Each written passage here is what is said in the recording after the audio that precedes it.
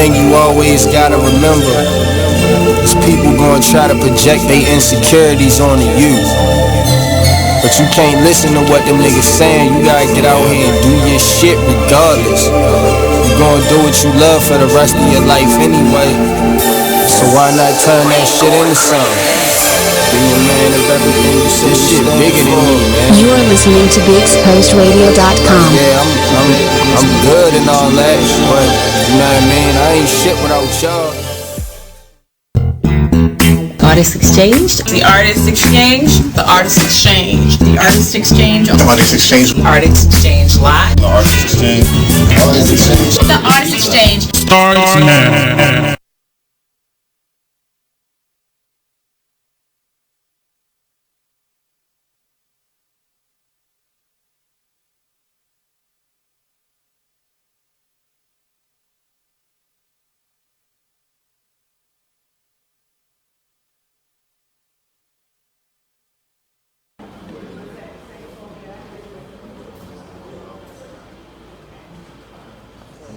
Welcome everyone.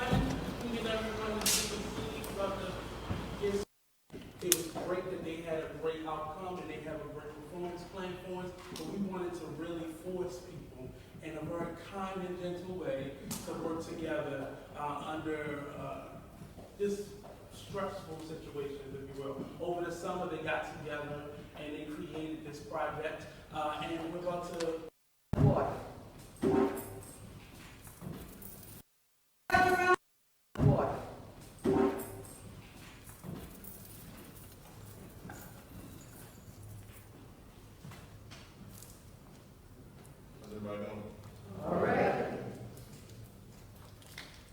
So in the African tradition, before we proceed with any gathering of people, we take time to pay homage to those that allow us to be in this moment right now. It's always important to appreciate the now. Always appreciate the past, definitely be hopeful for the future, but appreciate the now. And that's what this opportunity allows us to do. So we have water, which is our life force. We have this vase, which contains a little bit of earth. This bowl of rock that we're standing on. So as I go through the procedures, you can give your affirmation by saying, Ashe, Amen, let it be so, whatever works for you. Whatever is your affirmation is very much appreciated. So we start off by paying homage to the Creator. The Creator goes by many names. Goes by the name of God, goes by the name of Allah, goes by the name of Jehovah, Jah, Olodumare, Yahweh. The Creator acknowledges all of those names. My favorite name for the Creator is love. This comes out of Scripture. God is love. He's very simple for me. So in honor of the Creator, in honor of the Spirit of love, in honor of what allows us to be here, we say Ashe. Ashe. We pay homage to our ancestors. For many of us in this room, this year marks 400 years that we've been on this side of the earth, brought here against our will. And as we see, this country is still not acknowledged as cardinal sin, let alone rectified. But we're still here. We still fight. We have allies that allow us to fight.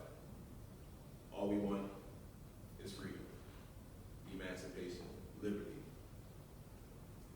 So to our ancestors, that even give us the opportunity to continue to fight through all the pain, the trauma,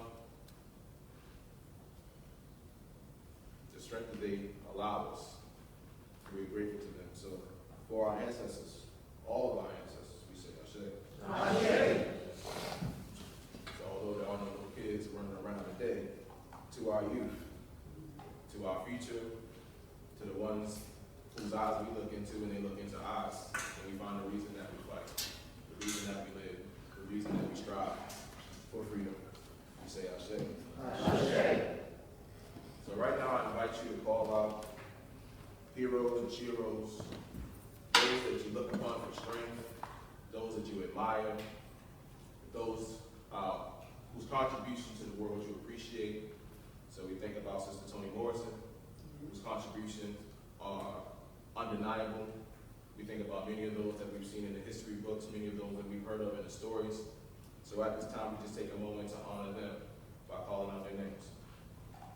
All the Marshall.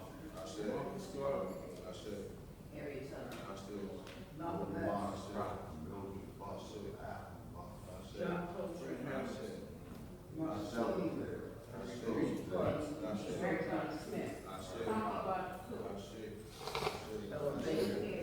And feel free to call out your family and friends as well. They are the heroes and heroes of our lives. Call them out, honor them as well. Longevity sing. Mary Lee Pitts.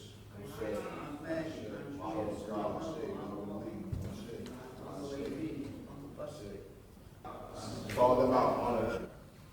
To those heroes, those members of our family, our friends, our colleagues, our loved ones, whose names we called and those that were on our hearts and our spirits, we honor them, we thank them for this moment, we thank them for their fight, and we honor them by continuing the fight. So we say Ashe, Ashe, Ashe, Ashe, Ashe. Asante Sana.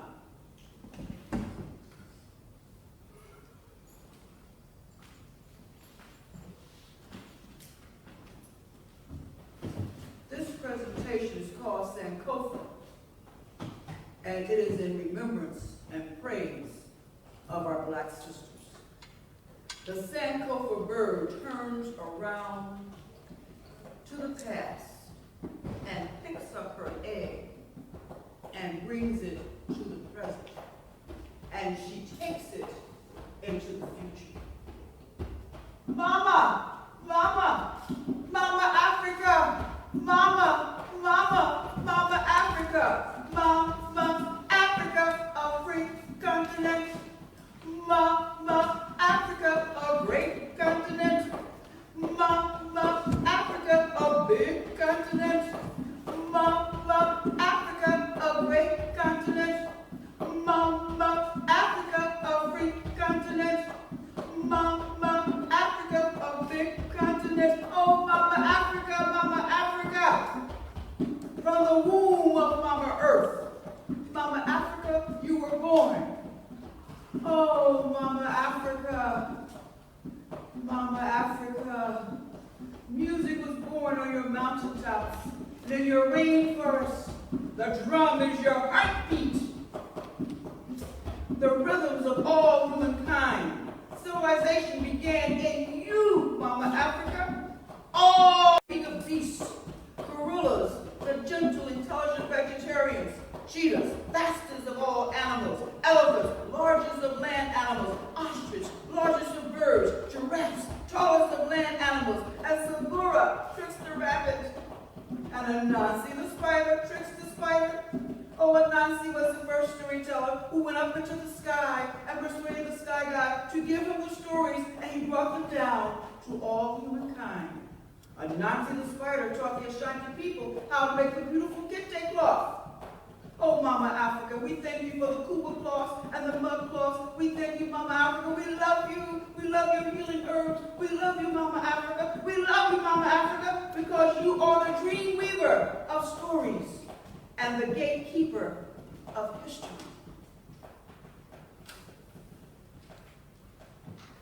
3.5 centuries ago, on a sunny, cloudy, blue-lit sky day, an African woman is making protection beads for her children.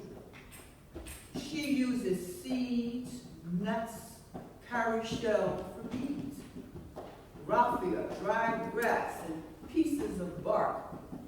She places the beads onto the string of grass. Shells, nuts, seeds, bead after bead after bead after bead after bead after bead after bead. Suddenly, without warning, she feels a thud, a thump across the back of her neck. Temporary blackout, intense pain. She feels her body being dragged across the motherland. She can hear and see screams and hollering and people running every which way. She's dragged across the motherland, of which she will see no more. Her children, she will see no more. her husband, she will see no more. We don't even know her name. And now she will have no name. She is a long-lost, nameless, faceless Mama Earth woman. Her clenched fist holds on to the few seeds and cowrie shells left in her hands. But they are forced open, causing the seeds and shells to fall upon Mama Africa.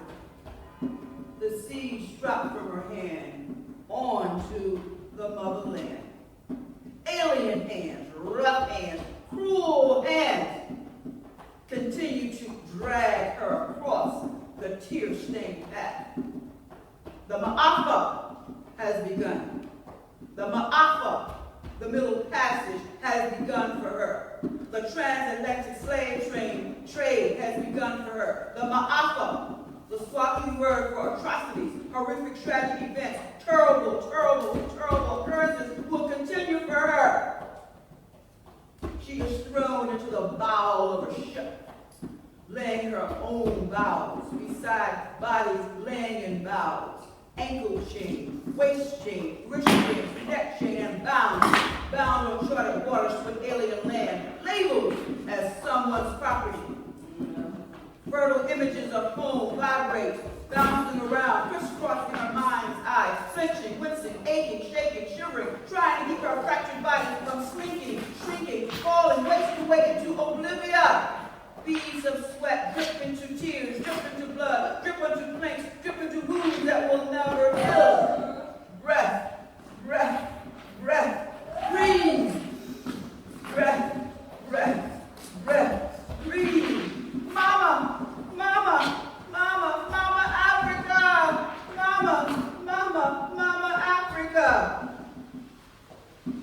Sometimes I feel like a motherless child. Sometimes I feel like a motherless child. Sometimes I feel like a motherless child. A long ways from home. A long ways from home. Oh, she tries to remember the memories of grass fields, drum beats, dance rhythms. They try to wake up her heart. She tries to remember. She tries to remember the material she used to make the beads. She tries to remember the process, how she made the protection beads for her own children. And now she needs protection beads. She tries to remember the seed. She tries to remember the what she learned from her ancestors. Her journey passes phantoms deep down, spiraling upward, crawling through trade winds, passing through rainforests, passing through sand dunes, through rocky peaks, volcanic ash, arctic glaciers, waves, waves, waves, waves, ocean waves, waves, waves, waves, waves, ocean waves, wade in the water, wade in the water, children, wade in the water. God's gonna trouble the water. Wade in the water. Wade in the water, children. Wade in the water. God's gonna trouble the water. History skywalks into the future. The future sprouts into the present. Where will this daughter of Mama Africa end? Where will she end?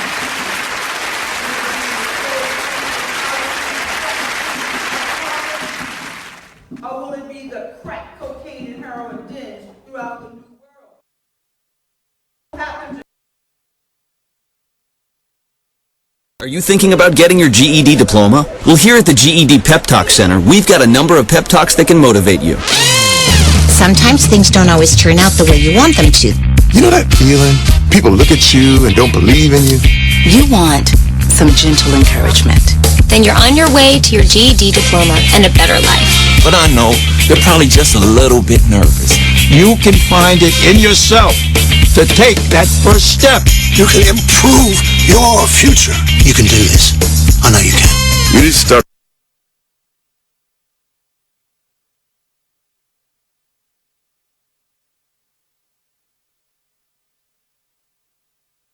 in yourself.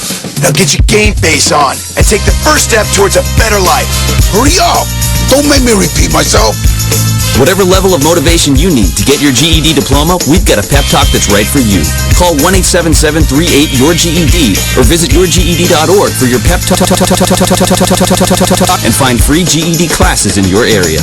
GED is a registered trademark of the American Council on Education. Brought to you by Dollar General Literacy Foundation and the Ad Council. There's a rumor going around that Tyler Perry and Oprah are beefing. Well, let me tell you about this. Tyler, okay, told Oprah, bitch, if you don't have my money, we're going to have a problem. Ooh. Oprah said, what is the problem? Ooh. You said if I don't have your money, there was going to be a problem. So Oprah is standing her ground like, bitch, I'm in charge. Yeah, you know, you may have a $250 million studio over there that you film all your shows and movies and stuff on, but I have the empire. That's what Oprah said. Oh, these are her exact words. Allegedly. I made this up. But allegedly. I made it all up. White keys only have this bitch jumping. Okay.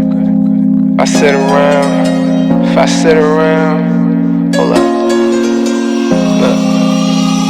If I sit around, hold up. Yeah. Rebel.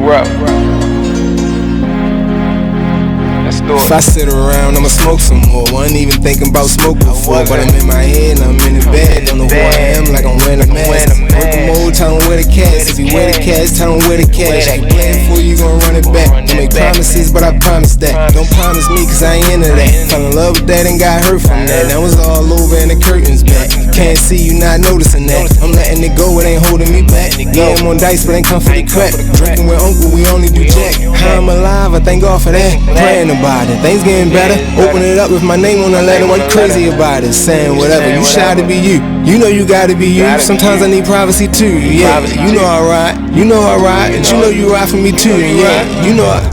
Look, you like getting that hit for real. When it's me and Murray, just us, we chill. I'm in a rush to get off to get you. Never ever had to floss to get you. Pay the dues that it cost to kiss you. Rug burns on the carpet with you. Oh yeah. Come on, dog, throw this in there. Had to dedicate this to the homie out of New Orleans. Break. Said she wanna bump that. You wanna do it? Go ahead, do it. Keyboard Cat, Hamilton the Pug, and Toast Meets World. These are some of the internet's most beloved pets. With millions of YouTube views, shares, Instagram likes, followers, and fans across the globe. But what do all these amazing pets have in common? Their stories started in a shelter. Start your story. Adopt a dog or cat today. Visit theshelterpetproject.org to find a shelter or adoptable pets near you. Training that pet to play the keyboard? Well, that's entirely up to you. Visit theshelterpetproject.org and hear more about Hamilton the Pug, Toast, and Keyboard Cat's amazing adoption stories. Start a story, adopt a shelter or rescue pet today. Your perfect pet is just a click away at theshelterpetproject.org. A public service announcement brought to you by Maddie's Fund. The Humane... Join the Just a Bit Outside crew every Monday, 8 to 10 p.m. on BeExposedRadio.com. You want to start off? I think I'll get it out of the way on a who's not. Okay, do it. The Orioles. Right. They got swept by the Royals. They lost 4 in a row, and the last 5... You are listening to BeExposedRadio.com.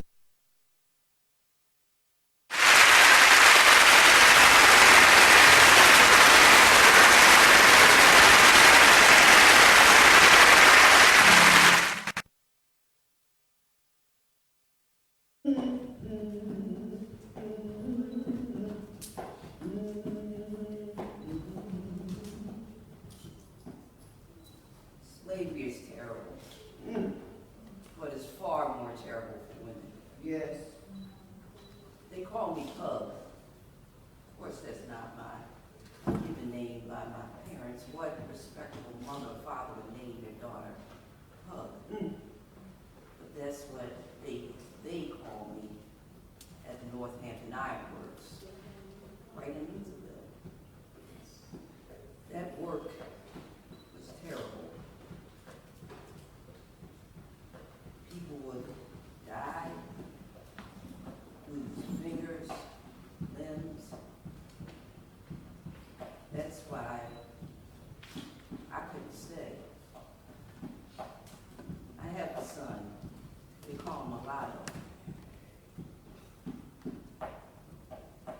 figure out why he's a mulatto. But there's no way I was going to stay there and have my child be in bondage for the rest of his life. I didn't get a chance to choose my son's father, but he's precious nevertheless. He's my son.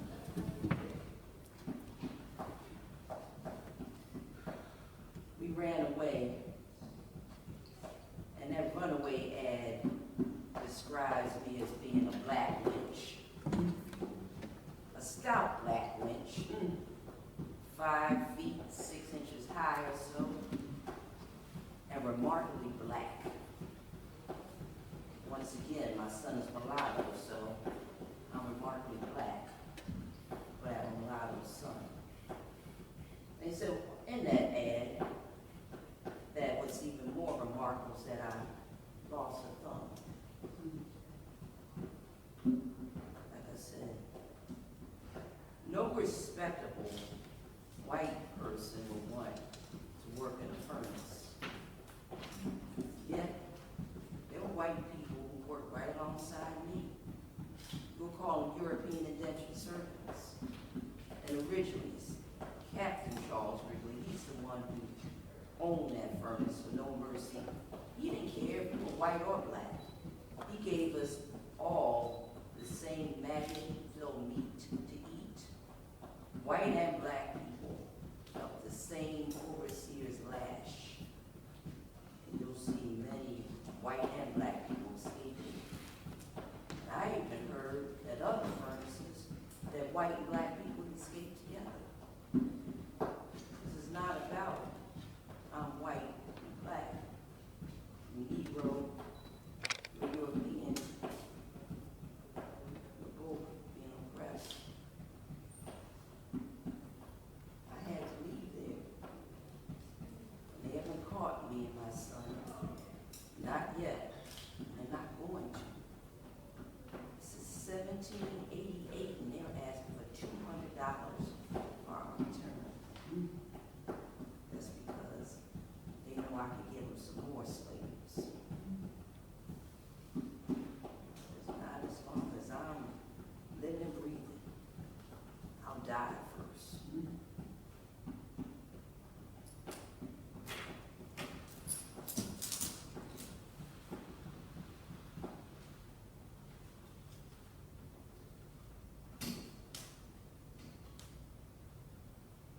When people think about slavery, they usually think about being on a plantation working in the fields.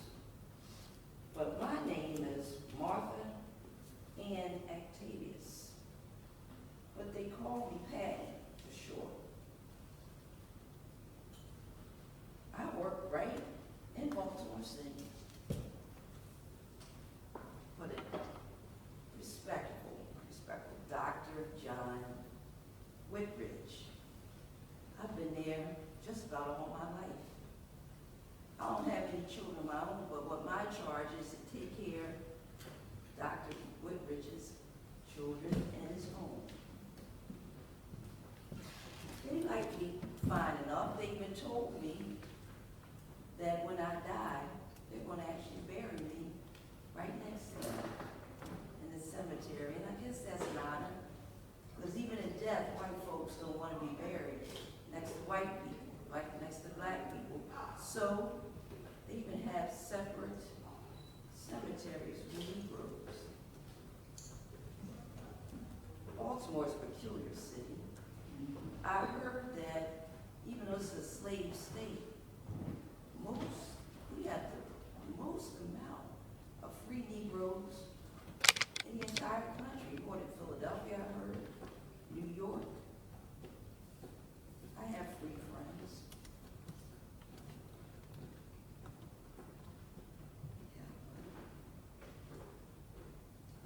They're talking about this war. Slavery's going to end, the Union soldiers win. But where would I go? What would I do? The same thing I'm doing for the Whitbridge family.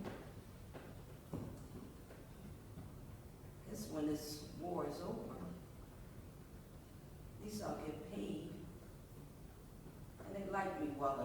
guess I'll stay. Like I said, where when I go.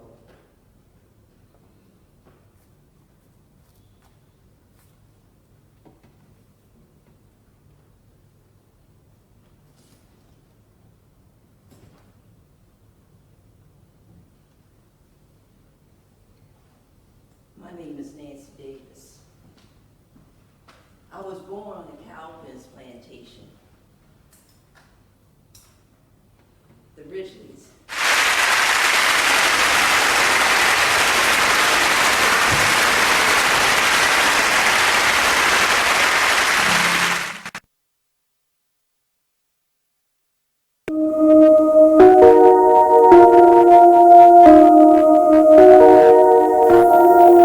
This is a Poverty ENT exclusive.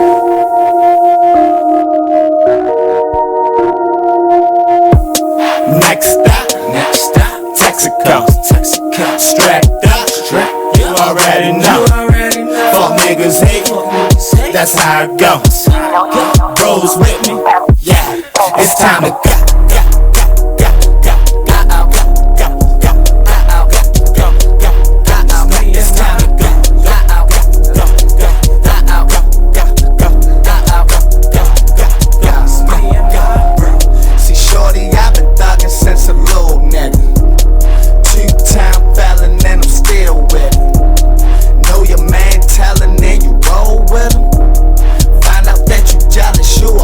Nigga, chose by another nigga, bitch, damn.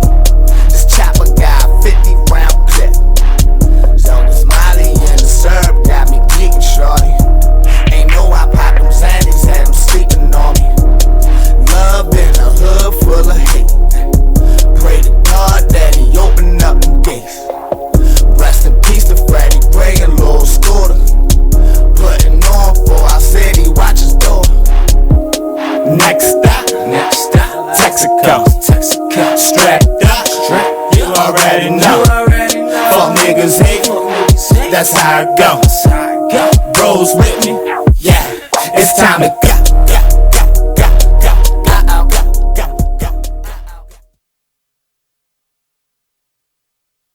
Business owners, need more customers? Offer fantasy sports contests and generate more sales. Restaurants, bars, hotels, auto dealerships, real estate offices. Whatever your business, fantasy sports contests can help you increase your sales and bring you more loyal customers. Visit Fanify.com or call 888-55-SPORT. Our software lets you customize contests fast and easy for your brand. That's right. Visit Fanify.com or call 888-55-SPORT. That's 888-55-SPORT or visit Fanify.com.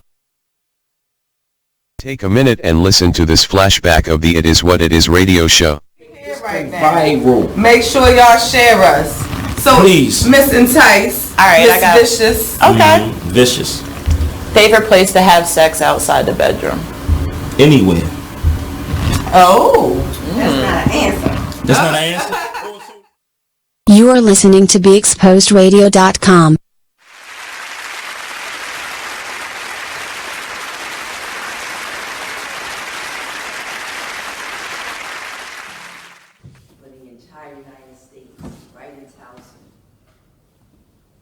Governor Charles Carter Ridgely. He dies in 1829, and they say my mama wasn't 25 yet because when he died, he put in his will that it was up to 350 people he's holding in bondage. He puts in his will, if you're 25 to 45 and a female, you can go free. If you're 28 to 45 and a male, you could go free. My mother hadn't had me yet. And my daddy also worked on that plantation. And he had gone free.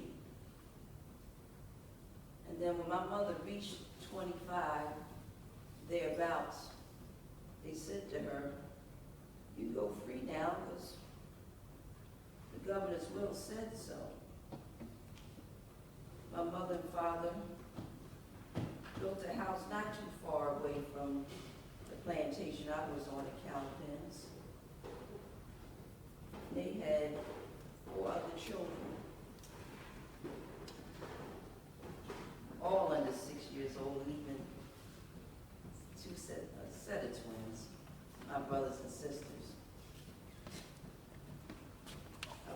25 years old when they set my mother free.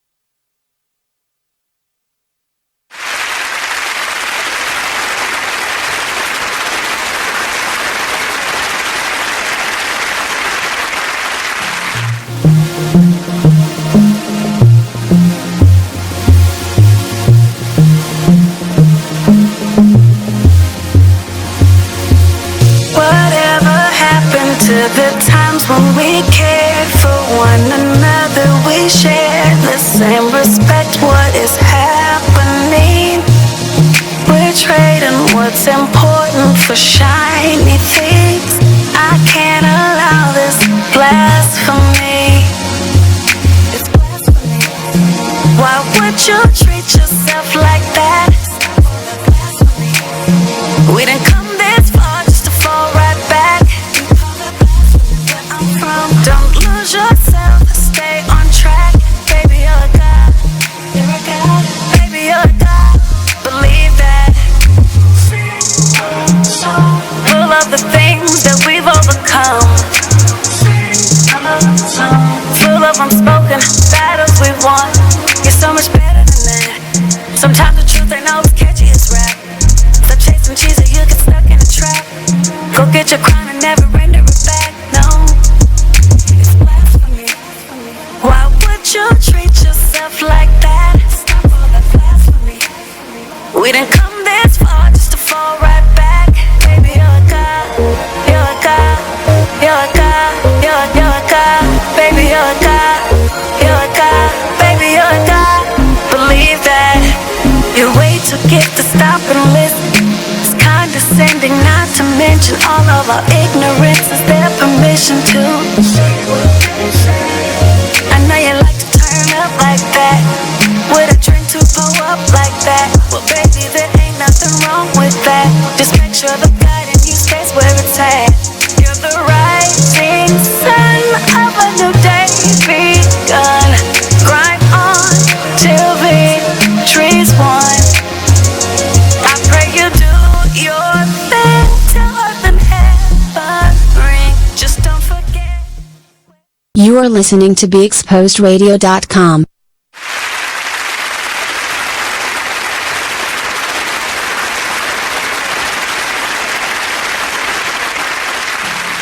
Named Henry. When the Richards bought me, I was 8 months pregnant. And they purchased me in 1830s for about $400. At that time, a Negro slave woman would have been worth about $270, but of course, I was worth more because I was a good child. I gave birth to that baby and I named him Henry. And I married my husband, my free husband, about 3 years later, and I gave birth to a baby boy named George. Unfortunately, George died as a baby.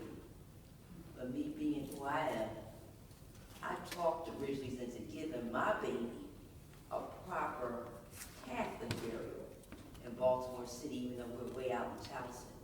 And the Ridgely's weren't Catholic.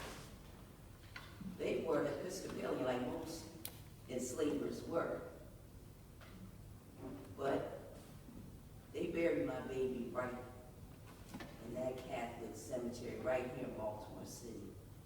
Now my Henry grew to be a fine young man, and he escaped. He escaped to be with my husband up in Philadelphia. About a year later, I escaped. guess what I did? After that war ended, I hired me a lawyer because my husband, he gave me the finest things while I was at that plantation in Hampton. He gave me furs, muffs, silk, dresses, fancy sleeves, and a lot of things to use around my cabin. But of course I could not have taken all that when I ran away. So I hired a lawyer. And that lawyer broke John Ridgely. And these are some of the words he wrote to John Ridgely.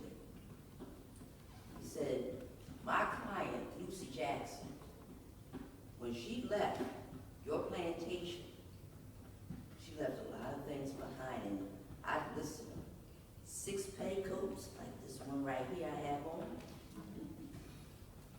silk dresses, fancy sleeves, furs, muffs. She wants them back. And if you don't return them to her, we will call for military interference. Well, John Ridgely, he responded to that letter from my attorney, and he said, well, whatever Lucy left behind, the other servants, that's what they call us, the other servants absorbed them. And by the way, I knew where she was the whole time. I just chose not to go after her. I know he went after a bunch of people, a lot of people. I read the ads, I could read them. He didn't choose not to go after me. He knew not to go after me. All right, yeah.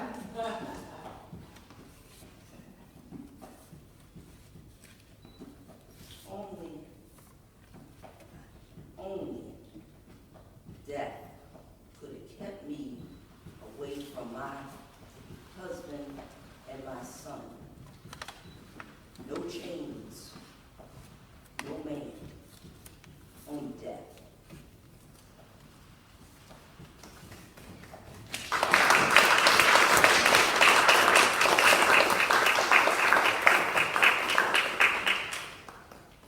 Mama, pray for me. Granny, pray for me. I'm so glad that they prayed for me. They prayed all day. They prayed through the night. They prayed and prayed until I felt the light. Mama, pray for me. Granny, pray for me. I'm so glad that they prayed for me. They prayed all day. They prayed through the night. They prayed and prayed until I felt the light.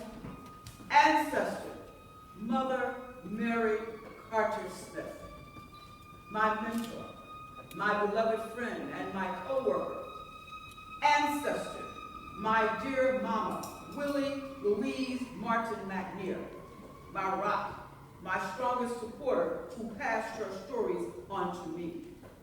Both of these black women were born in the South. Both were school teachers. Mama Mary was a master storyteller. She was the official griot of Baltimore and later became the official griot for the state of Maryland. She was the founder of the Griot Circle of Maryland, and she and I are the founders of the National Association of Black Storytellers. My dear mama was a master public speaker. She spoke at churches and schools throughout the South. She was known for her stage presence, her grace, and her fine diction. These two black women led great lives. They were strong and fierce, full of courage. Yet both of them suffered great tragedies during their lifetime. This praise song is about them. Mama, pray for me. Granny, pray for me. I'm so glad that they prayed for me. They prayed all day.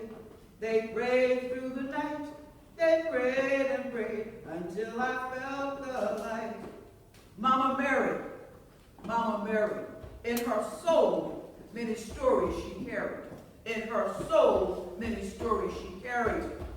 She bared her soul, and stories jumped out that made you dance, they made you shout. She wore her faith on her sleeve. Love thy neighbor is what she believed. Mama Mary, in her soul, many stories she carried. In her soul, many stories she carried. But sometimes she'd weep as she explained the grief that gave her so much pain. The story of how she forgave the one who killed her only son. She prayed, she prayed, she prayed, she prayed, she prayed, she prayed, she prayed, she prayed, she prayed, she prayed, she prayed, she prayed, she prayed, she prayed, she prayed, she prayed. And she forgave, she forgave, she forgave, she forgave, she forgave, she forgave, she forgave, she forgave. Oh Lord, if only I could be that brave. If only I could be that brave. Brave like Mama Mary, brave like my own dear mother, who forgave the person who murdered my only brother. Oh, Mama prayed, Mama prayed, Mama prayed, Mama prayed, Mama prayed, Mama prayed, Mama prayed, Mama prayed, Mama prayed, Mama prayed, Mama prayed. She forgave, she forgave, she forgave. I don't know how she did it, but she forgave, she forgave, she forgave. Oh, Lord, if only I could be that brave. If only I could be that brave. Mama Mary said to me, you can forgive without regret.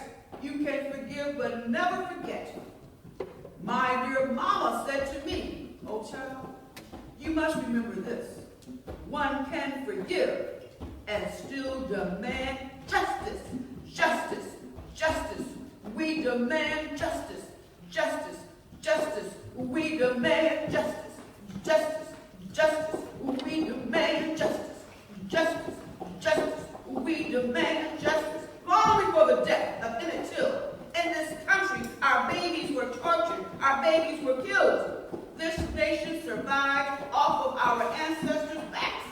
Now they kill our kids just for buying snacks. Voter suppression and fake politics, our people are tired, our people are sick. Sick and tired of being sick and tired. Justice, justice, we demand justice. Justice, justice, we demand justice. Justice, justice, we demand justice. Mothers and fathers are hand in hand. In this land we take a stand. How many of you out there know someone who has been the victim of the gun, who has been the victim of the blade, who has been the victim of the knife? Raise your hands. How many of you out there know someone who has been killed? Oh, Lord have mercy. We raise our hands, we raise our hands. We have to strike up the band. March, march, we have to march with the flag. Insistence, insistence, resistance, persistence, insistence, insistence, resistance, persistence. We have to bear witness for justice. Justice, we demand justice. Justice, justice, we demand justice.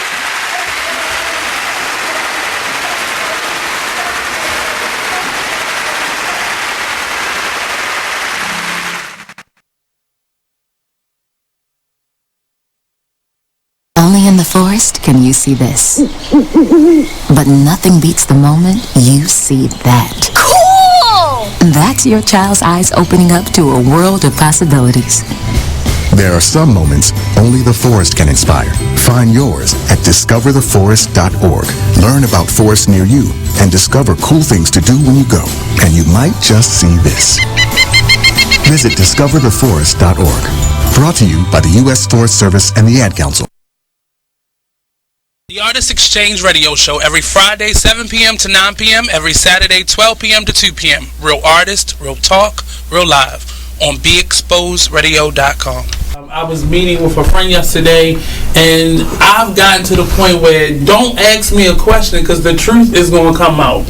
Exactly. Just don't do it. If you ain't looking for the truth, don't come to me. Don't do it because I can't hold my tongue. And she wants to be this stylist, boutique, but you're not doing anything in that nature, and I can't take you seriously if you're not doing those things. And I understood why people didn't take me seriously, because I found myself in somebody else's lane. I was good at what I was doing and what I wanted to be, but I wasn't doing it for me. So how can I ask you to take me seriously if I'm living in somebody else's shoes? And nobody can do what you do, and I think that that's a big problem that people face now. Like, you see what somebody else is doing and you want to do that when that's not your lane. That's not your lane. That's not what you're supposed to be doing. But it's popular, it's getting that person money, it's getting that person applause. Oh, I want applause. I want money. Let me stand over here behind them. And then a lot of times people aren't honest with themselves either. Like, I was thinking earlier today, I've been woke for almost 2 days, so so you get honesty, and I was thinking, like, The Artist Exchange Radio Show.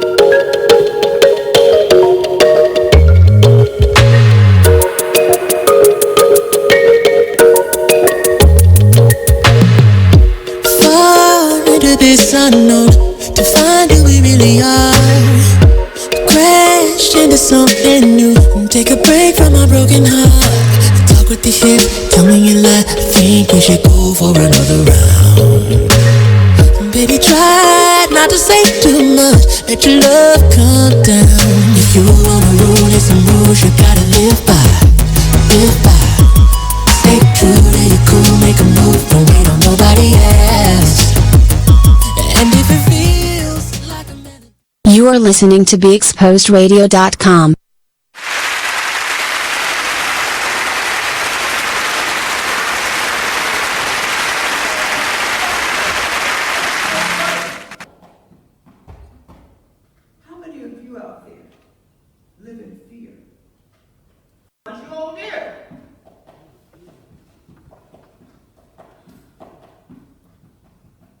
When you hear the siren loudly sound,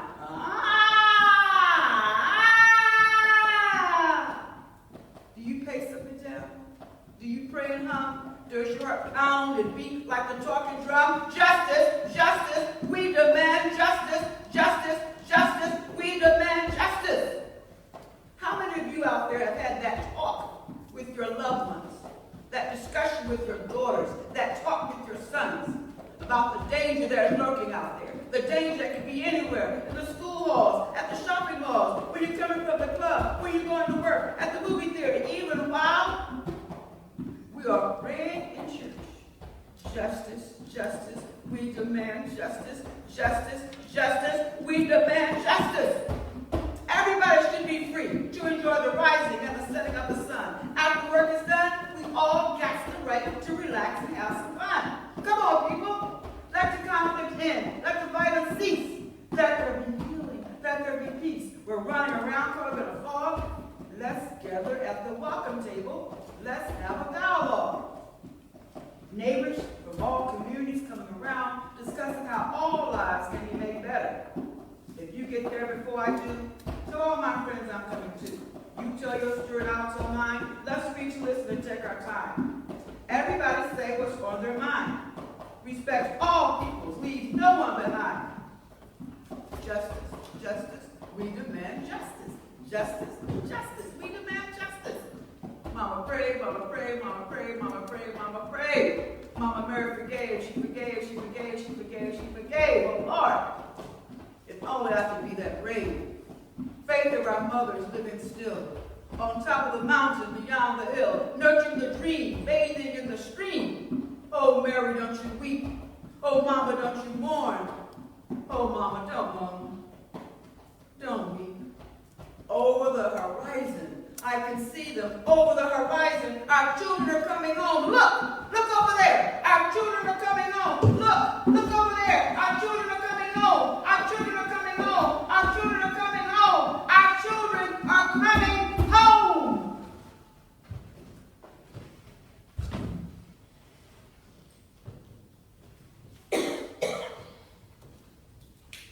A list of things I would rather do than talk to my mother about mental illness.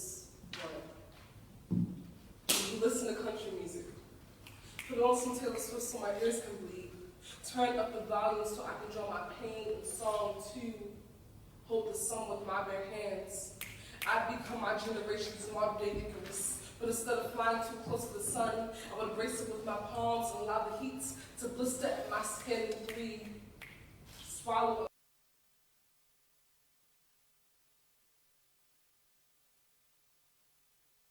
a cup of thorns. I figured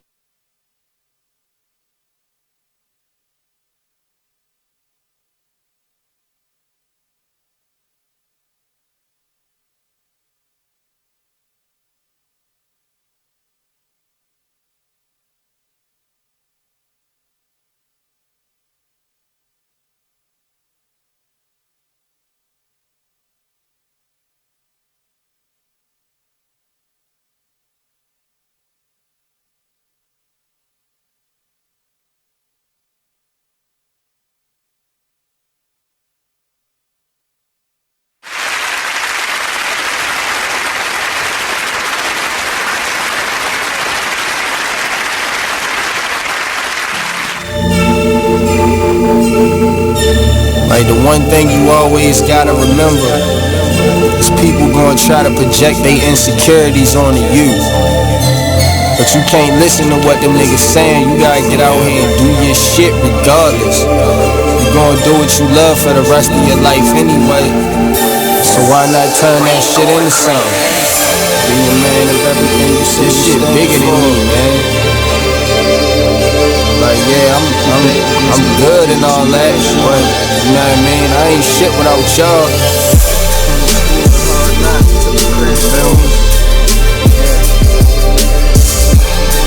So no matter what you up to, just go hard. Don't matter. Can you imagine how I really having nothing is? Stomach growling, you ain't got no food in the fridge. Surviving on a jail diet of water and bread. No father figure, it's cause my father dead. Moms bringing different niggas in and out the crib. No money, so you seen it's less than all your friends. But it a joke because your mother was a crackhead. Older sister hoeing off, giving all the homies head. I could wait for your response, but they love to hear me talk, so I'll just wait for the applause. I always knew that I was great, I got them haters so appalled. I'ma make it out the darkness, and my word is my bond. Niggas delivering these bars while I'm gripping on my balls. Jealous niggas hate to see you succeed, so fuck them all. I'm the master of my destiny, nigga, you not in charge. You either on your grind or Jacqueline. Yes, Mom? I wanted to talk to you about something, and... Oh, wait, hold on. I just got a text. Oh, there's another one. Wow. Busy me. So, anyway... Oh, wait, Mom. I just got a message. My friends keep commenting on my comment. Oh, there's another one. So many comments on my comment. Oh, I can't wait to watch TV tonight. Playoffs! Hey, guys, check out my new video game. Pew, pew. Wait, Mom, what? Huh? What? Hold What'd you say? Wait a sec, huh? This weekend, unplug. Take your family to the forest. There's nothing in the world like experiencing nature firsthand. Trees, paths, bluebirds, streams. Getting closer to nature can get you closer to your family. To find the forest nearest you, go to discovertheforest.org. Brought to you by the U.S. Forest Service and the Ad Council. Now listen to BeExposedRadio.com. Check out this fire flashback. We need to relearn what it is to be these bosses and how we conduct ourselves as business-minded individuals and just people in general. I let my gut, and if I call it gut or God or whatever, I'm led by that energy. I know where it comes from. I know where it's, taking me, and you have to figure out what is important to you. And don't play this game. It's a game that we've learned to play, this chess game. And life is not a chess game. Life is real. Bones, flesh, blood, decisions. Make sure you check out the Artist Exchange Show every Monday and Friday at 2 p.m. only on BeExposedRadio.com.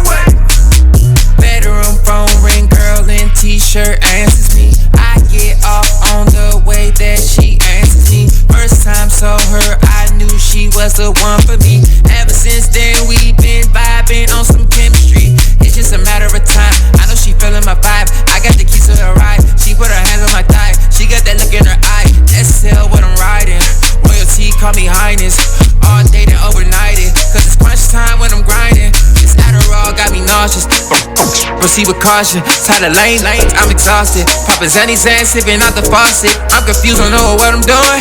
Wait, what I'm doing? Got me going where the I'm going. Out of space where I'm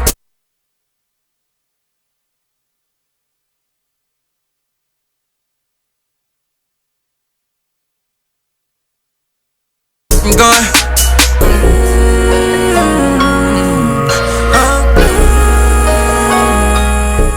I'm LeVar Burton, and I'm proud to be a book person. How do I choose a book? Sometimes it's the cover, sometimes it's the title. I guess I'm pretty visual. If a book's really impressing me and the writing is really good, I will peek and see what the last paragraph is, because the endings of books should rock you. I am a book person, and if you're a book person too, read to a child and spark a lifetime of ambition. Join me at bookpeopleunite.org, because reading is fundamental. A public service announcement brought to you by Reading is Fundamental, Library of Congress, and the Ad Council. Green light. Hey girl, school zone. I'm getting hungry. Car changing lanes. You want to meet me for pizza? Stop sign. Intersection clear. Yeah, street. Pizza sounds good. Ballin' Street? Girlin' Street! It's hard to concentrate on two things at once, like texting and driving. Stop the text, stop the wrecks. How will you stop texting and driving? Tell us at stoptextstopwrecks.org. Brought to you by the National Highway Traffic Safety Administration and the Ad Council. You are listening to BeExposedRadio.com.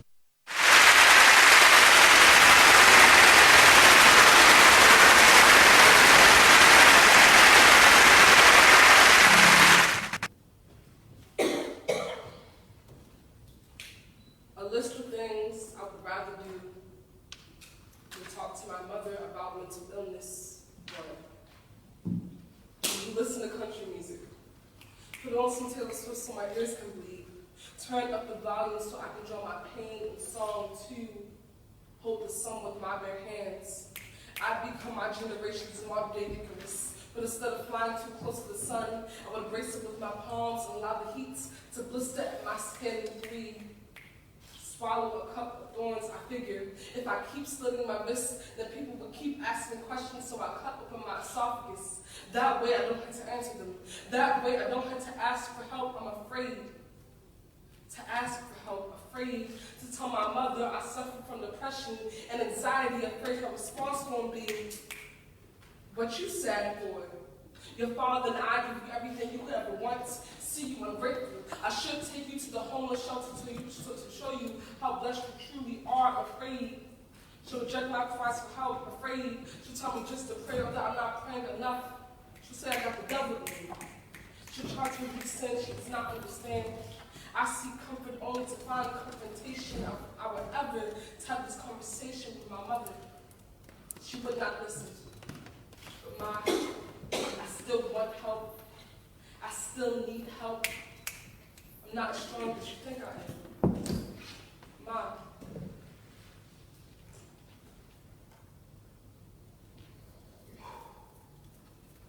I am my creator's thoughts personified.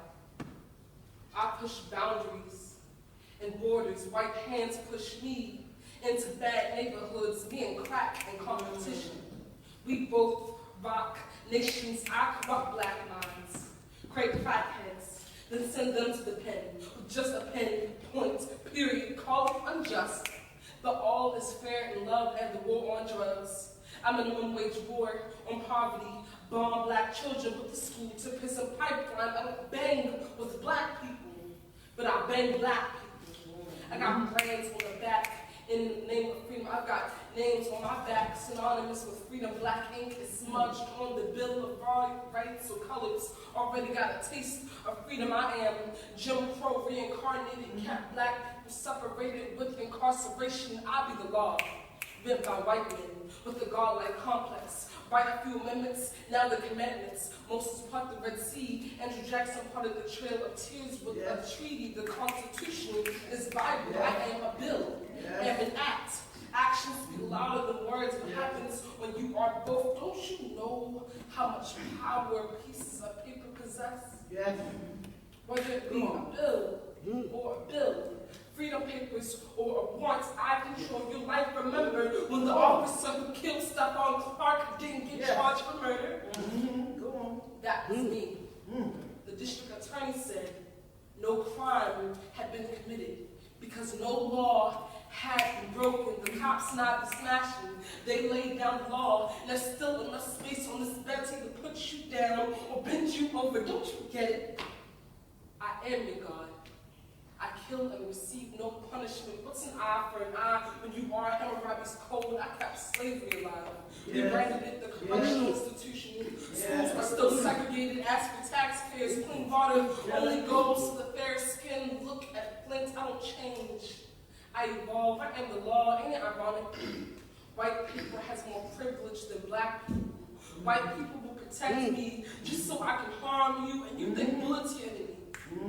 Is 12 the reason why you scared?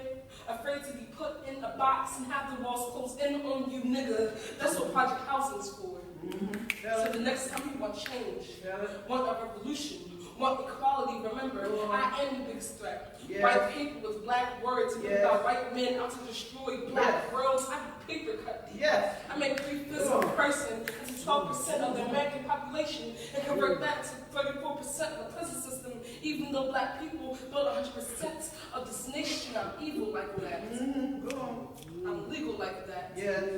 I'll outlive you and your people, and by the looks of it, I'm almost done. I be the law. Obey me or break me. I will be enforced by any means necessary.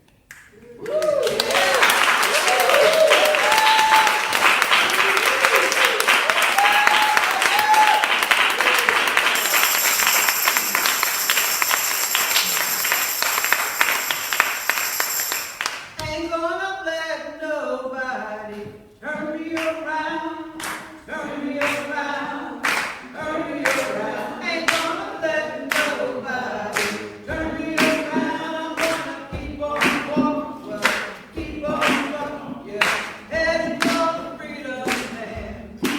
Ain't gonna let nobody turn me around, turn me around, turn me around. Ain't gonna let nobody turn me around. I'm gonna keep on walking, well, keep on walking, well, heading for the freedom land. Praise songs for our living queens.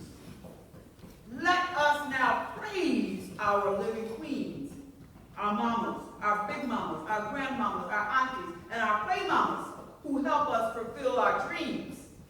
Some forgotten, many uncrowned, some unsung, many unloved. Some we forget to say thank you to. Some we forget to hug. We know who they are: teachers, nurses, kitchen workers, storytellers who pray through their tears and rejoice when they hear their families laugh year after year. Oh, they have survived perilous journeys and life's horrific traumas. They have torn down the walls of racism and stood up to bigotry's dramas. Many we know. Others we should know. Congresswomen Maxine Waters, Sheila Jackson Lee, Barbara Lee, Eleanor Holmes Norton, Frederica Wilson, Alexandra Ocasio-Cortez, Ilhan Omar, Ayanna Pressley, Rashida Tlaib, civil rights lawyer Sherilyn Ifill, children's rights advocate Marion Wright Edelman, State's Attorney for Baltimore Marilyn Mosby, activist Angela Davis, seafarer activist Erica Bishop, mother poet Sonia Sanchez, athlete Serena Williams and Venus Williams, athlete Maya Moore, mother Serena Fulton, and First Lady Michelle Obama. She's a queen, a 2-year-old black sister scream upon seeing the Amy Sherrills painting of the First Lady that hangs in the National Portrait Gallery in Washington, D.C. Please add to this list. So many names I have missed. Oh, I remember one. Gold medalist, U.S. hammer thrower, Gwen Berry, who recently raised a clenched fist on the medal stand at the Pan American Games. She demands justice for the oppressed and the recently slain. Let us honor the living, the ones who are always giving. Oh, living queens, you are our earth angels. You are our shining heroes. You are there with us during our highest triumphs. You are there with us during our lowest lows.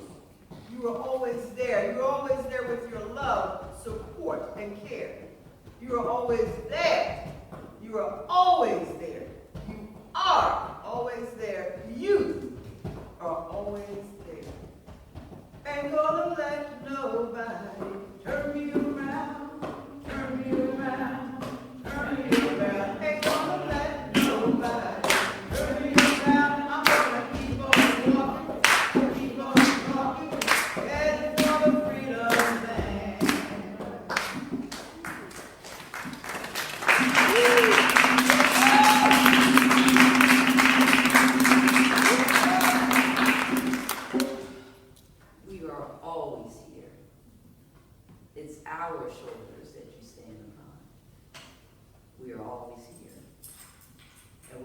looking up to all the women to be the catalyst to help that restoration of the divine feminine energy that has been lost in this world. We're looking to all of you. So I would like to thank all of you for coming and sharing this Sunday with us today. And I would like to thank the people who made this happen. I'm a great group of people.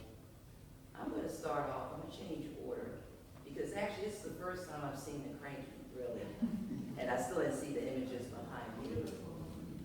And Mara Dwyer, she is such a soft and quiet spirit, but you can see from her portrayal there, her images that she actually created, that it's a strong, powerful voice that comes from that still spirit. They say that deep waters or still waters run deep. So don't let the smoothness fool you. And I'd like to thank Nate and Nancy for pairing me up with such a great talent. Delicia Green.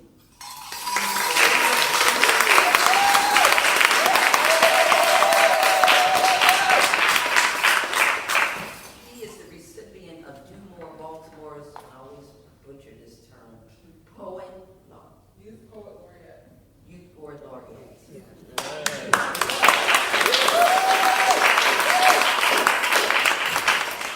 And I had the pleasure of experiencing her spoken word for the first time in January when the director at the time asked me, as the president of the Griot Circle of Maryland, because he said he really wanted the griots to mentor the youth of the Do More spoken word artists.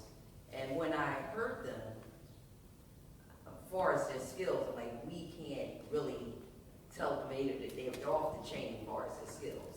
They really are. But what I kept hearing was a constant, and even, I mean, what they're telling is the truth. The pain and the struggle that people of African descent that go through in this country. I mean, it's the absolute truth. And actually, and they've won international contests. How many years now? Twice in the last 3 years. Twice. I mean, they go on an international stage and they've been representing Baltimore. All right. So well. Yes. And unfortunately, we don't hear about that. We just hear about the bad. So we have a lot of great things going on in this charmed city. But what I heard consistently, with all the pain and struggle, I didn't hear the resolution or the honor to the ancestors that brought us this far. So that's where the griots can help. And many of the youth, they knew their history because they were saying things that really blew my mind. But still, we want to talk about not only the struggle, but we want to talk about how we go through it and get to the other side. Because we stand on the shoulders of greatness. Oh, yes. And they went through things that we cannot imagine. Yet we're all here. Oh, yes. We're all here. Dr. David Fakunle.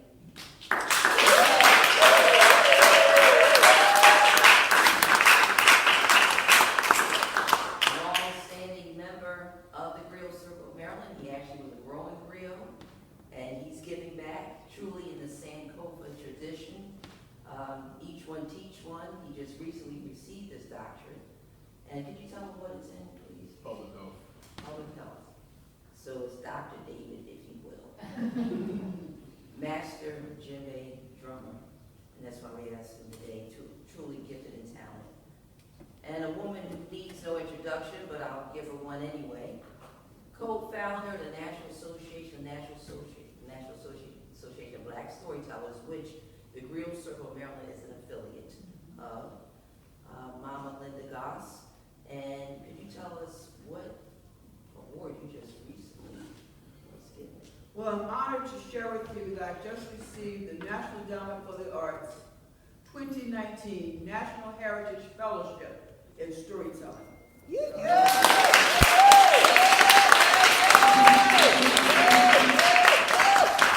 And I'm one of 9 recipients. The event will take place September the 18th on Wednesday. The awards come. And on the 20th, Friday evening, will be the concert. And you're welcome to come there too. Just go online, just put in NEA, National Heritage Fellowship Awardees, and all the information will come up. But some of you will receive invitations. I can't invite everybody because they gave me a number, but many of you will receive invitations. And even if you can't come, you can hold on to that invitation. But I would like for all the Real Circle members to please stand. Quite a few people.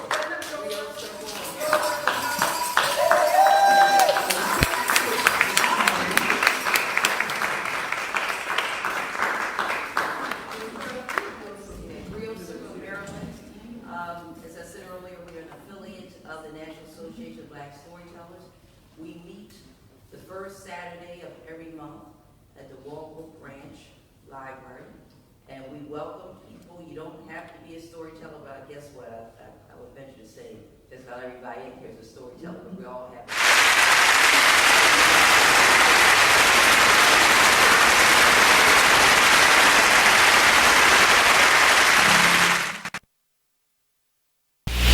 Join the Just a Bit Outside crew every Monday, 8 to 10 p.m. on BeExposedRadio.com. You want to start off? I think I'll get it out of the way on a who's not. Okay, do it. The Orioles. Right.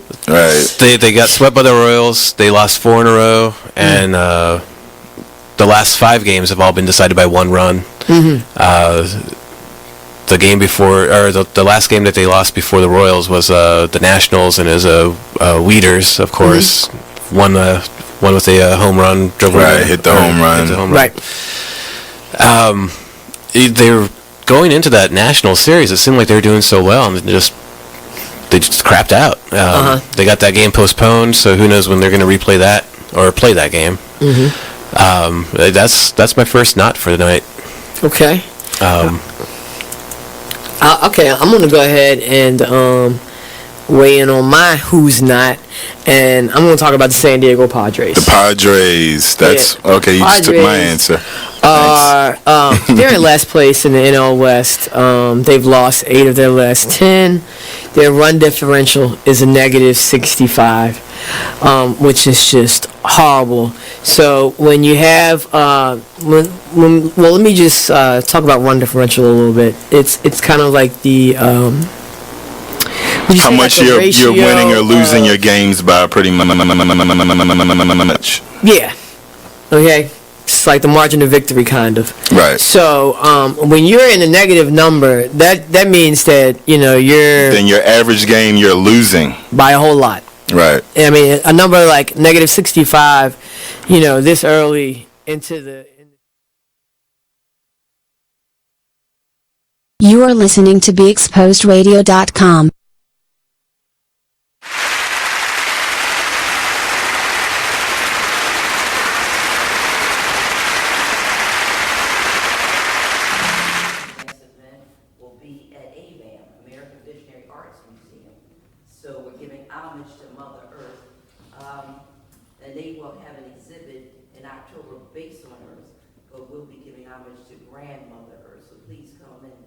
Like us on Facebook, visit our website, but it's Wednesday, September the 25th at 6:30. And we're going to have not only our esteemed storytellers, we have so many gifted storytellers in the Real Circle of Maryland, but as our guests, we're going to have an indigenous flute player by the name of Lewis, Eagle Warrior, and a young man who is of African and indigenous descent, Malachi, and he will be doing indigenous dancing. So we welcome you to come. Now I'm going to open up the floor. Are there any questions, comments, or smart remarks? Oh, I'm sorry.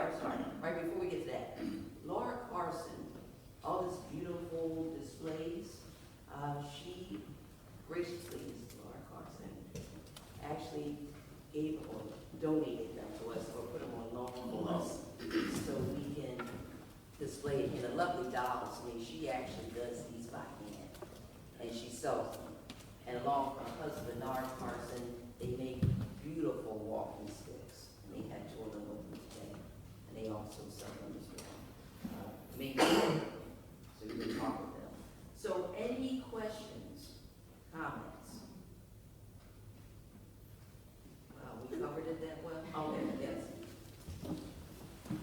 Good afternoon. I just think, as a storyteller, I think what I witnessed today is storytellers come to witness. I think it was fabulous, and Mama Linda, you just continually be that silent butterfly that the wind opened up so you can just fly. Y'all were tremendous. I am so honored just to keep coming and being a part of whatever you do.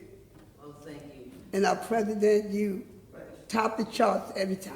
Well, thank you. And that's grandmother Edna. She is one of our storytellers and a community activist, and she's, matter of fact, I'll give her a shout out. This is something that we should all know about. At the Flag House, Mary Pickersgill's house, she's the one who made what we now call the Star Spangled Banner, and her house is a museum. Grandmother Edna has an exhibit of quilts at the Flag House, and you're welcome to visit it. And she's telling the unknown story. I mean, it's very little known story. I tell it when I work at Fort McHenry. It's in my other life, I am a national park ranger. So I'm so glad she's doing this. Was a woman, a girl actually, who helped Mary Pickersgill make these two flags, the Star Spangled Banner. And she was indentured, not enslaved, she was indentured to Mary Pickersgill. And her name was Grace Wisher, and she was about 14 years of age when she helps Mary Pickersgill make these two flags. But this is one of these unknown and untold stories. And Mary Pickersgill was also a slaveholder. So this came about, I first found out this information about 10 years ago. So prior to that, when they talk about who made the flag and all that, they were just talking about Mary Pickersgill, her mother, her nieces, and her daughter. Now this woman was a slaveholder. So I knew intuitively somebody black had to have been a part of that. But, and even today, we're still saying no enslaved people helped her, but history is just that, his story. So I'm sure that'll come to the surface too. But Grace Wisher, we know for a fact that African-American teenager who was indentured to Mary Pickersgill was for how much? $12. $12 for a 5-year contract. $12 for a 5-year contract. And to put that in perspective for you, Mary Pickersgill, for that Star Spangled Banner, made $405.90. And for the Storm flag, that was the flag that would have flown over the Fort McHenry, that is, during that 25-hour bombardment that we sing about now in the national anthem. She made about $165 for that. To put that much money in perspective for you, $405.90 for the Star Spangled Banner. During the bombardment, an enlisted soldier at Fort McHenry made $8 a month. Yes. And also to further put in perspective for you, is the average American seems to think that just about every white American had a slave. That's not true. They couldn't afford it. So Mary Pickersgill was a slaveholder. So this is a white woman in the early 18 teens. She had money, and she was widowed, because you could not be poor and enslave people. So, any other comments? I just wanted to congratulate you all on the cranky and Corey did an awesome job.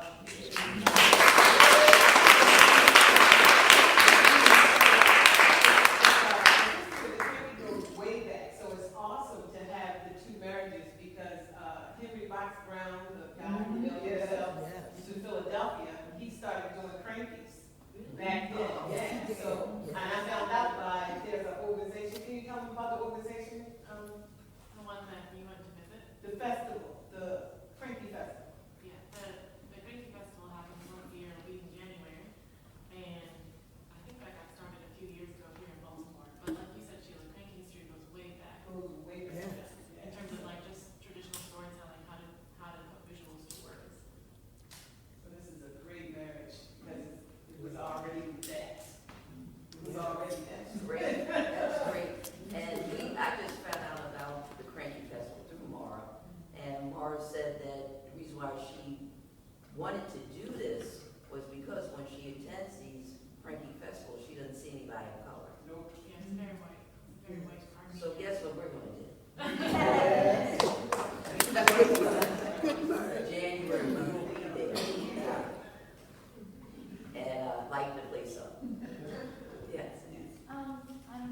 Proctor, director here at the Appeals Center. I just wanted to offer my thanks.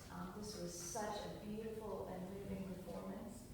And I'm a little tearful, I'm sorry, because I couldn't help but notice when Mama Linda asked, how many of you have lost a loved one due to the gun or the knife or violence? And how many of you fear for a loved one?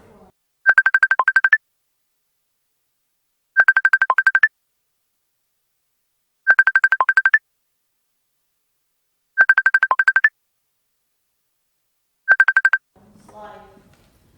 I didn't raise my hand, and a lot of people did here. I think most of them were people of color. My children are not white, so and they're young. I'm about to face that, and I want to thank you for providing a context for me to learn how to protect over this racist and hateful world. I also want to thank Mama Deborah for her hat. And thank you, Nate, for the beautiful idea.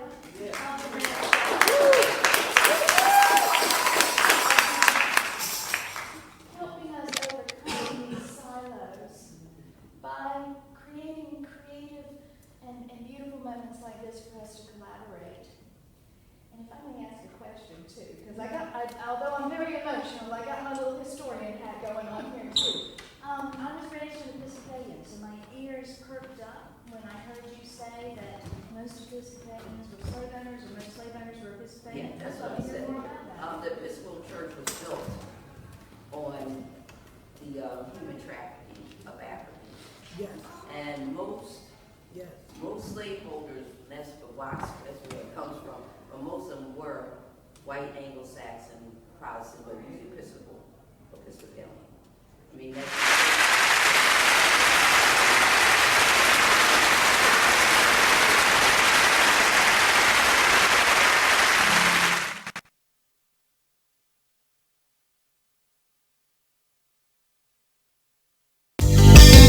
Long live Pop. Y'all can go ahead and cry now. I'ma show these niggas what to do at one of your beats, man.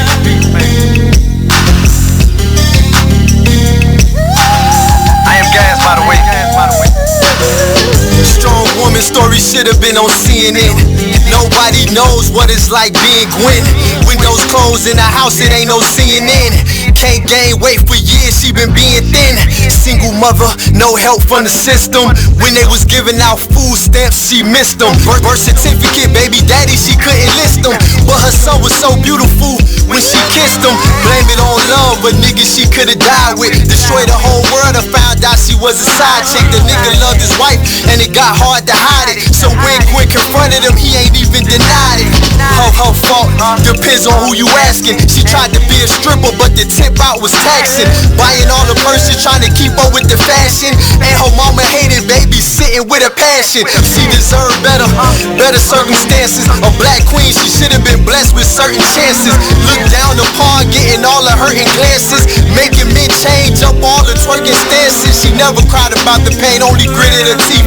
But most soldiers never get a flower or a wreath. She like G.I. Jane in the war with no relief. Don't recognize why killers was going through her beef. She said more prayers than the nun did. After seeing so much struggles with only one kid, the clinic said baby number 2 couldn't be undid. 9 months later, delivery and it's one big. But this time it was an older dude. But the shit happened so fast, she barely know the dude. Damn, but we all make mistakes though. And the older we get, that's how mistakes go. So he claimed the baby, now with no money. He said shit was hard and his dollars was kinda funny. Ren was feeling like that was strike 2. So when it rains and pours, that's just how life do. She was thinking about her childhood and how life flew. A daddy she always loved, but she never quite knew. This was before the bags and the cellulite grew. Other bitches in her shoe, no telling what they might do. You lose a lot of friends, they start to despite you. Passing judgment when they don't got the right to. And even though I love the gangsters, the same for the gangsters. I remember you no matter how big the fame gets. Paint a perfect picture, baby you can frame this. As long as I'm slapping, you will never be nameless. While I was robbing, you did things that was shameless. Both products of our environment, we was blameless. They deserve better, those women who raised men, who went out of town with us in that day's end. The ones we leave on the streets when them days end. Got slammed right with us when the fairs blaze in. Not only men is going through it on the wild turf, but the women too. Add that to the childbirth. Kids raising kids, not knowing what a child worth. How you walk in their shoes when every mouth hurt.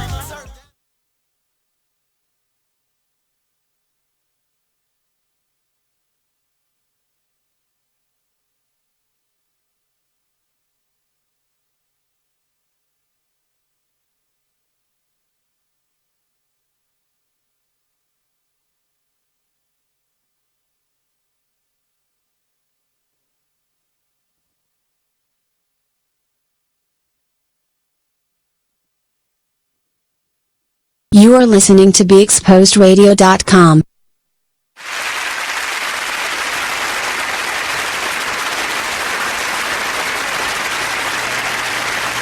Hey, what's up?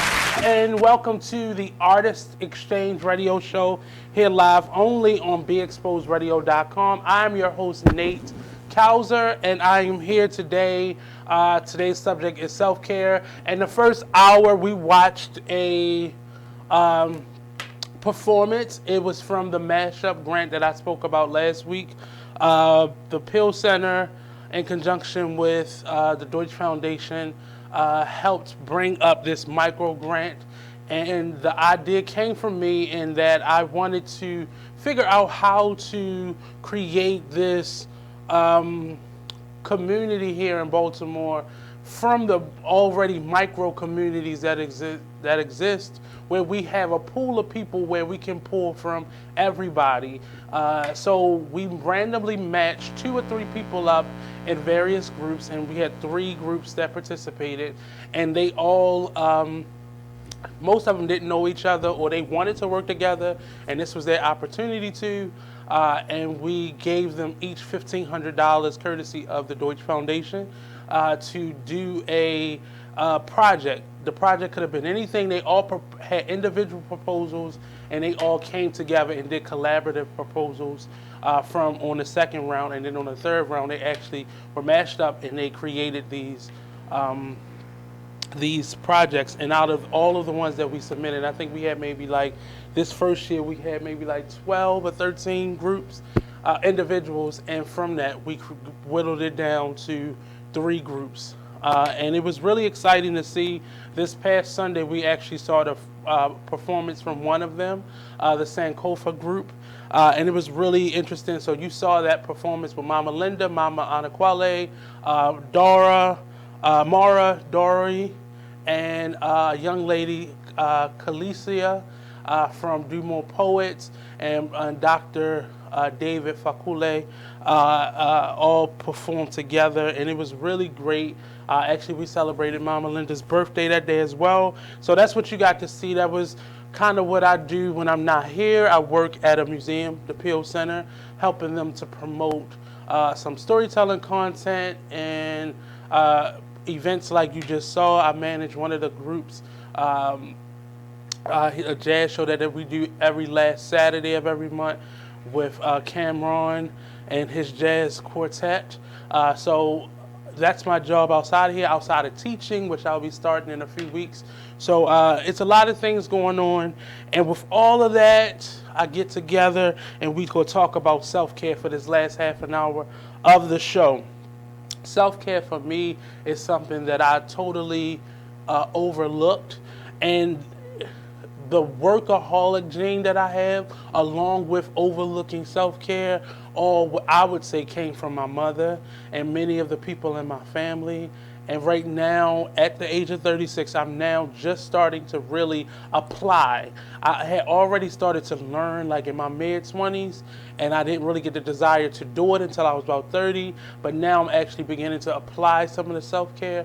And sometimes self-care hurts. Sometimes self-care means cutting off people or muting people or getting rid of people in your life that does not cause you, that does not bring you any joy, that does not bring you any peace, that does not bring you any healing. And it's not necessarily about that person, but that person may be going through some things that's causing what you're going through to be magnified. And I've had a couple conversations and just a couple individuals that reach out to me that didn't appreciate me cutting people off the way I have. And for that, I say it's not my problem, that's your issue.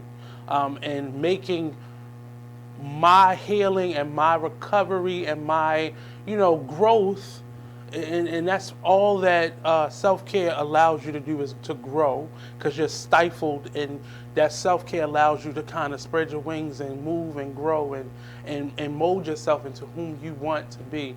But people who take your healing and your growth personally as a distraction or a negative thing, they don't need to be in your life. I'm not here to tell you get rid of certain people, but what I'm telling you is negativity does not have a place in Nathan's life. I can't speak in anybody else's life. I know mine. It don't. If it's family members, if it's close friends, if it's jobs, if it's certain places, if it's certain things. For the last couple of years, certain people have seen me move back or just stop calling or stop communicating or cutting off communication with individuals. And I'm not a messy person, so I don't get any joy out of doing that. It actually has taken me a very long time to sever ties, mean it, and practice it. It was the practical part of it that was the issue. And even as an artist, it's really hard for me because I'm a natural feeler. Now, because of who I am naturally, just without any of the extra stuff like artists or this or that, I am a really shy person and I keep a lot of stuff to myself. But partner that with being an artist, so you naturally feel. So what do? You keep those feelings to yourself. And I've just grown up to be that as a black man. You've learned you don't show emotion, you don't show feelings, you just become that rock for people. And I've gotten tired of being a rock for others who aren't being one for me. And it's not about give and take, but it's more so I need to be replenished at times. And without being replenished, you find yourself in this rat race of just going around in circles, and then eventually what is mentally going on with you will transfer itself into something physical. So you're not any longer just losing sleep, or you're not stressed out or angry or mad or depressed, but you're sick. You have a cold that lasts longer than it should. You have ailments that you shouldn't even be having at your age, or things are going wrong or going on with your body or your well-being or your mental stability that should not be going on, that are not healthy, that are not normal, whether it's for your age or for anything. It's just not normal. And it has manifested itself into something physical, which means stress can kill you. Stress can physically kill you. It can leave your body vulnerable to diseases and ailments because your body, your mental stability has a connection with your physical, and that is your immunity, your immune system. So your immune system is both mental and physical, and if you break that chain, or if that mental starts to travel over to that physical, you now opening your body up to physical ailments and illnesses and diseases and sickness because your body isn't strong enough to really fight it off.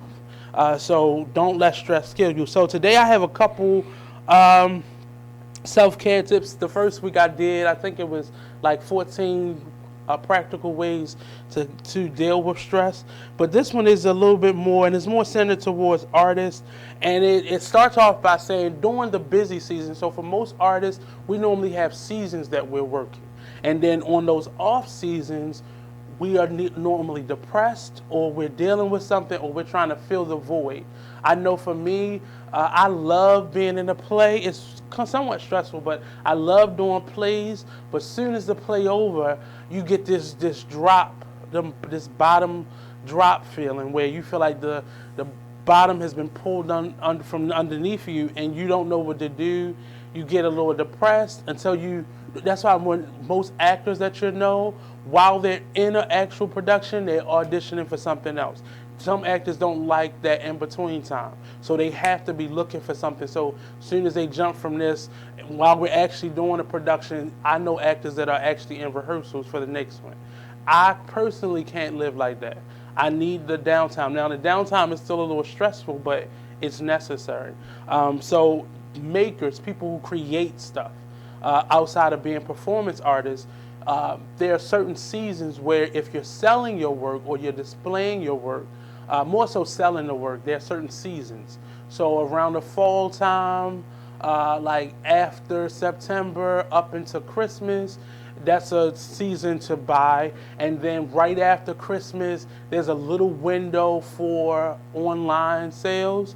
And then in the springtime, somewhat in the spring, so the spring and summer, it kind of slows down a little bit. It's not as much. And then the summertime, it picks back up a little bit. So there are seasons in which we work, in which we create, and there are a number of organizations and groups that have tried to counteract that seasonal depression for artists. So there's another group that I belong to. It's called Fun a Day. So in January, we normally get together and decide who's going to be a part of it.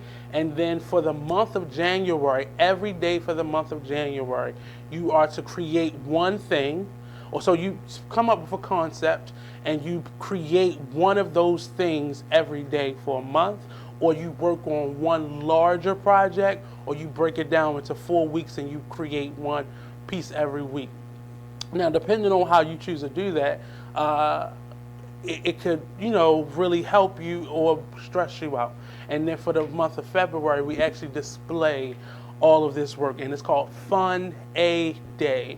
And every day you're supposed to create something, because January could be really stressful, and normally in January you normally have to transfer a lot of your physical sales into online sales, and that could be a little stressful too. So some artists choose not to do it, but it's our way of creating and having a purpose for creating. I took that and pushed it even further up into the springtime. So I did that, and then in the springtime, because I grew up in Catholic school, I also practiced a lot of Catholic practices. So for Lent, instead of giving up something, I every day for the month of Lent, for the duration of Lent rather, I didn't necessarily give up something, but I gave up overspending. Especially for my jewelry supplies and my art supplies. So every day I forced myself to create 5 pairs of earrings. And I kind of took what I did from the Fun a Day and I kind of carried it over into Lent. And for that, I kind of had a purpose every day. Every day I had to get up at 4:30 and create from 4:30 to 5:30, and then it was off to work and then whatever else I had to do that day. So I tried to curve that normal time that I would get depressed. Now going backwards a little bit, when I was in college, starting from the very first year, every August, every January, I would get ill to the point where I could not leave the house.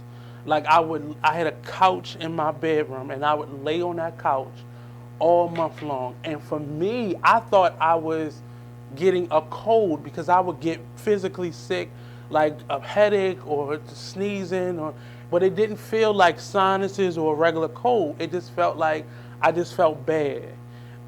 And after a while, I started noticing, and what would happen was, around the time that I would have to register for classes, I would have to force myself to get up out of the bed and get to the class and physically register for class. It was like peeling myself off the couch, getting into the shower, getting dressed, driving down to the Coppin to physically register for classes. And it was really, really difficult. And then halfway through Coppin, something changed. So we didn't physically have to go there anymore. We could do everything online. And I found my body kind of changed a little bit, because I wasn't getting sick the same way anymore. And one, because I would do a production over the Christmas break where I had rehearsal. So I was obligating myself to be somewhere, because what was happening was I wouldn't go to work in the wintertime because for some reason, I didn't work during the semester, or I would have temporary jobs that ended when classes ended, because I was working at the school, and it was, my body just got used to this, getting sick in August, getting sick in January, and that's the only time I would normally get sick, because I don't normally get sick. And I just noticed it was mentally something going on with me, because I didn't have anything to do. Like, I could have went out with friends, or took on a winter job or something like that, but physically I felt like I didn't have anything to do. And the moment I started doing plays, or creating plays rather, or doing like the Fun a Day project and being able to sell my work, and then I was selling my work online, so it forced me to create more. As soon as that happened, I didn't get sick in January. I still would get sick in August. I would still get sick in August, but I wouldn't get as sick, because I would force myself to do something for the summer that led into that month. And it was just me getting out of the bed and physically finding things to do. So I started creating self-care processes for myself, which is why I got into making jewelry and really getting back into painting and giving events and doing things like that. So we're going to come back. We have one more segment. We're going to talk a little bit about these 7 self-care, counterintuitive self-care habits for artists. Don't go anywhere. We'll be right back on the Artist Exchange Radio Show, only on BigExposedRadio.com.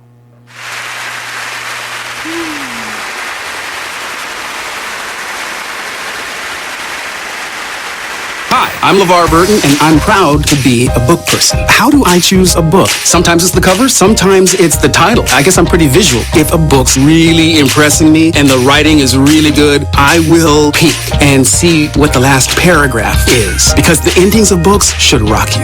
I am a book person, and if you're a book person too, read to a child and spark a lifetime of ambition. Join me at bookpeopleunite.org, because reading is fundamental. A public service announcement brought to you by Reading is Fundamental, Library of Congress, and the Ad Council. Check out this flashback from the Artist Exchange Radio Show.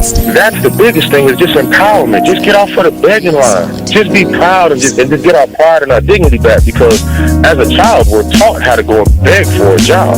Our parents, they literally taught us how to make sure you pull your pants up. Me, I'm 6'7", so I'm a bigger man. I was always taught how to not be threatening or intimidate people when I go into different interviews or different scenarios. And so we're literally taught how to condition ourselves, condition our speech, everything, in order to go and beg these people for a job, because we know when we walk in the door, I have to tear down 10 stereotypes before I get past hello. So we need to eliminate that. And we need to eliminate that, and the way that we do that is employing ourselves and employing our brothers and sisters. And so that's our mission, is group economics, uplift ourselves, because I can't empower anyone until I empower myself, and change from just being women, because it's in my heart and my passion to see my people succeed and see us do better and change the social order, because I know that we are not supposed to be on bottom. I understand who I was. I know I didn't fall out of the sky and land on a plantation. So when you have knowledge of self and you know who you are and what you come from, it's frustrating more than anything to see us in this position.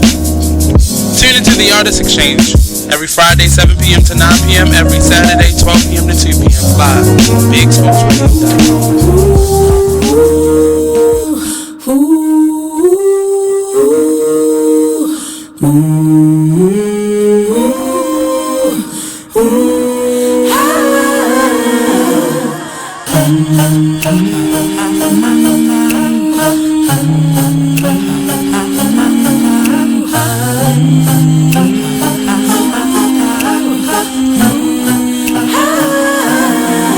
You're like an internal bleeder.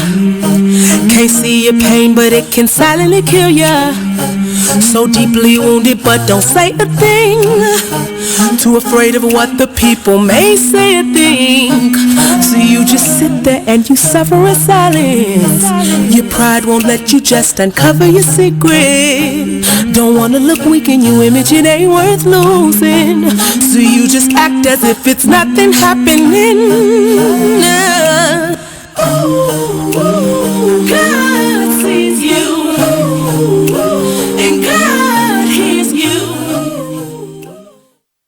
You're listening to BeExposedRadio.com. Welcome back to the Artist Exchange Radio Show here live only on BeExposedRadio.com. This month is necessary for me because I'm going back to work, and my back to work is back to school. I will be teaching theater this year. I taught music last year and theater the year before that. And I've been teaching theater and visual arts probably since 23, 24. And it's a stressful time of the year for me. August is a trigger moment for me because it's kind of the end of the summer, the beginning of the fall, and it's the only time where I used to get really sick. So go back to the last, when you watch the show over, if you just tuned it in, you heard why I did that. But I want to go through these 7 counterintuitive self-care habits for artists. If you're not an artist, if you're a business owner, you'll find some understanding in these steps. But please take from it what you need. If not, this is a good listen. So it says during the busy season, it can seem impossible to get everything done, let alone set aside the time to practice self-care. Number 1, when you think you are too busy to take a break, that's when you take a break. That happened to me not this weekend, the weekend before last. The weekend before that, I had spent my very first time in the hospital, and I came out Sunday, went right back to work to pushing myself and all that very Monday. I worked through, and then something happened towards the end of that week, and I was Friday, I just cut off everything that I was doing and stuck to one thing. And I had to physically take that. And the people that I work with, some of them were really angry at me, some of them were really pissed. But I needed the time for me, and I felt like I was too busy. Here's something that may seem counterintuitive. When it seems like you don't have enough time already, take a break. Commit to slowing your days down, work more intentionally, and step away from your work with intention. Walk to the coffee shop and chat with a barista for a few minutes. Cook your dinner instead of getting takeout. Turn your email alerts off during lunch. If you can, walk to your errands instead of driving. Give yourself permission to fully turn off from whatever and whomever you are working on and working with by giving yourself a time limit. Set a timer for 20 minutes and take the time to practice some self-care. Of course, as an artist, you have to work even harder on those days when you don't feel inspired. But if you take care of yourself during times of stress, you will notice that not only will you feel better, you will make better work and better business connections. I'm going to write all this stuff down, and I'm going to post it to social media, to our page. So I'm going to go through these things real quick because we only got 2 more minutes. The next one was when you're tired, drink plenty of water. Try to stay away from anything with caffeine or sugar in it, and eat a balanced meal, like get regular. Now, what does this stuff have to do with self-care? Like taking care of your body is really important. The next one is increase your prices. Now, this one sounds a little strange, but as artists, we normally try to cheapen our prices to a level where we're not working for free, but you're really not making enough. So you're putting forth the same amount of work, you're getting less money, and what happens? You're overworking, you're getting stressed, you don't have enough money. I know that too well, and I'm learning to kind of put my name and put my value on everything that I do. And increasing your price will help you. And I actually have a tidbit. For many artists, a formula of this is time at desired hourly wages equals the price of your artwork.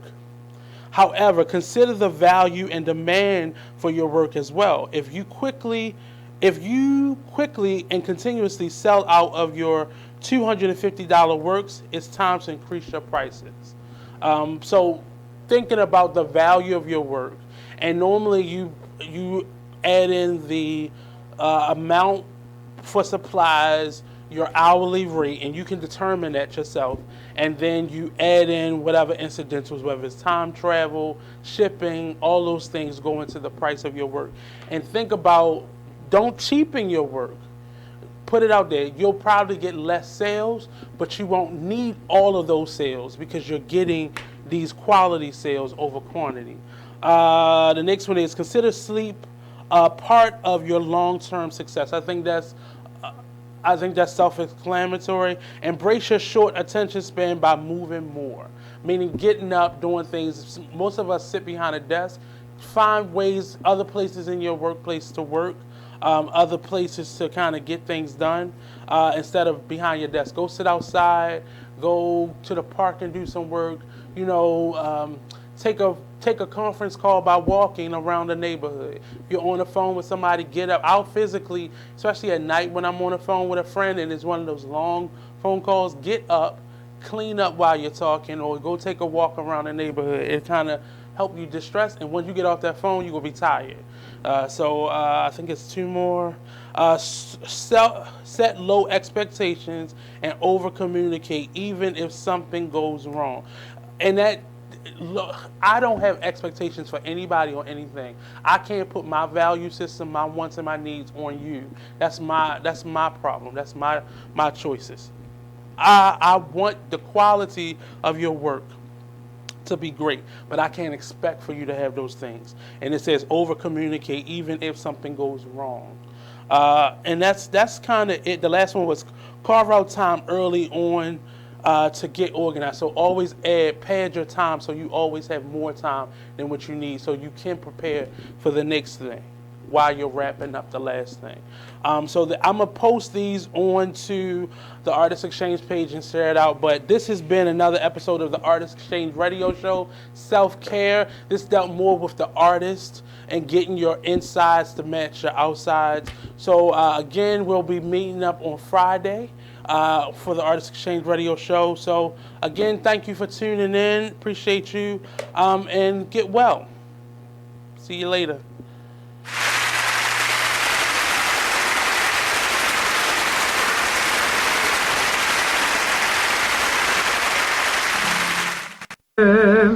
And guide her through the night with the light from above, from the north side to the south side, to the east side, to the west. God, please bless Baltimore, my home, sweet home.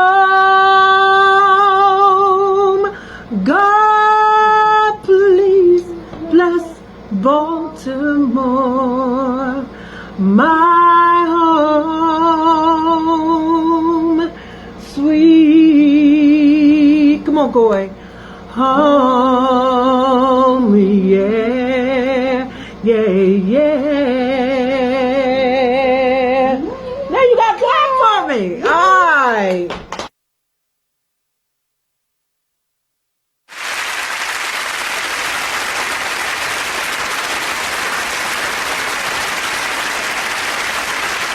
Well, Jason, I've got to tell you, you're pretty much everything this company is looking for in an entry-level candidate. Great. Your resume isn't quite what we're used to, but you've got a fantastic work ethic. Thank you. And I'm impressed by how you carry yourself. So, should we talk about the job? What? The job? Oh, sorry. Yeah, I have no way of recruiting or even meeting you. This interview didn't happen. It may sound ridiculous, and that's because it kind of is. There's a huge pool of talent your company is missing out on. Meet the grads of life. Who are they? Talent worth